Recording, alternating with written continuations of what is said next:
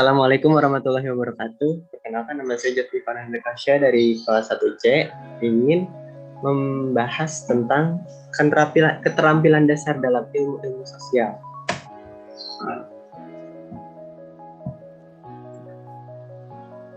Yang pertama ada LOTS atau Lower Order Thinking Skill, yang artinya adalah sebuah kemampuan berpikir siswa secara fungsional. Biasanya, siswa yang menerapkan metode LOTS akan mendapatkan informasi atau materi belajar dengan cara menyalin, meniru, menghafal, mengingat, dan mengikuti arahan-arahan dari orang lain. Selanjutnya di sini ada kelebihan dan kekurangan dari LOTS itu sendiri. Yang pertama ada kelebihannya.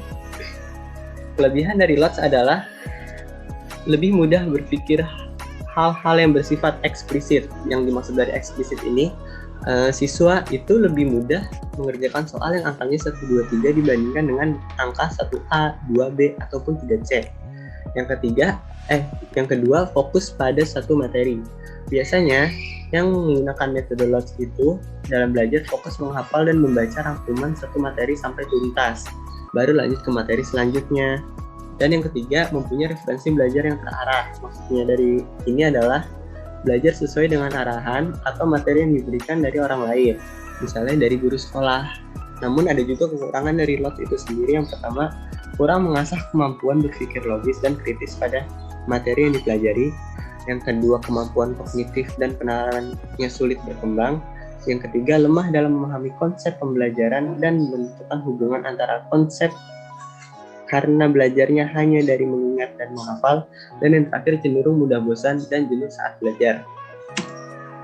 Yang kedua ada HOTS atau Higher Order Thinking Skill, merupakan suatu proses berpikir peserta didik dan level kognitif yang lebih tinggi yang dikembangkan dari berbagai konsep dan metode kognitif dan taksonomi pembelajaran seperti metode problem solving, taksonomi Bloom, dan taksonomi pembelajaran, pengajaran, dan penilaian.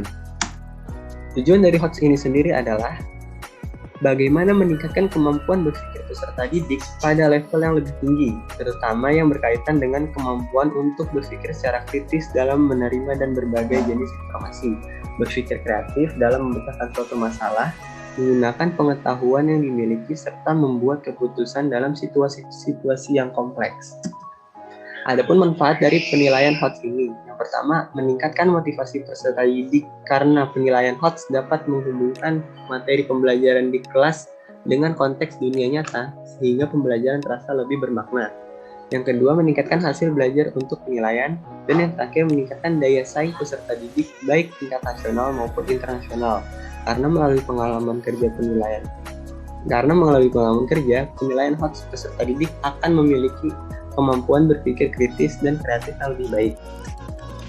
Yang ketiga ada keterampilan proses, yang artinya keseluruhan keterampilan ilmiah yang terarah baik kognitif maupun psikomotor yang dapat digunakan untuk menemukan suatu konsep, prinsip, atau teori untuk mengembangkan konsep yang telah ada sebelumnya, ataupun untuk melakukan penyangkalan terhadap suatu